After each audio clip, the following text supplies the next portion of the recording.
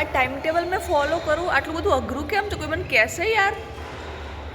હું time table નહોતું બનાવ્યું ને તો મારે સવારે વહેલું ઉઠવામાં વાંધો નહોતું આવતું. હું મતલબ કે 4 વાગે કોઈ વાર આંખ ખુલી જાય, 5 વાગે આંખ ખુલી જાય અને ઉઠી જતી હતી. તો એ હિસાબે મેં ટાઈમ ટેબલ એવું બનાવ્યું કે મંડેથી 4 વાગે ઉઠીશ. 4 વાગે ના ઉઠાયું, કેટલા એલાર્મ વાગ્યા, સ્નૂઝ કર્યા, બંધ કર્યા.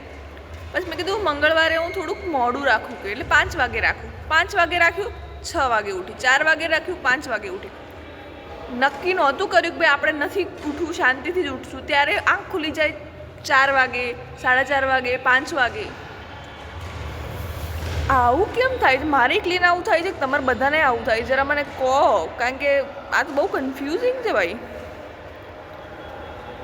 એ પછી મેં એવું વિચાર્યું છે કે આપણું કામ જે છે જેમ કરવાનું છે એમ કરવાનું, અને ટાઈમ સાથે નથી બાંધવું. કારણ કે ટાઈમ ટેબલમાં બનાવ્યા પછી તો મને એવું લાગે કે મારા હાથ પગ કોઈ બાંધી દીધા હોય ને એવું, એટલે મને કંઈ કરવાનું જ નથી થતું. તમારું શું કહેવું છે મને કહો થોડું, કારણ કે આપણું આ પહેલો ટ્રાય છે કે ભાઈ ટાઈમ ટેબલ બનાવીને કામ કરવાનું, શું કરવાનું.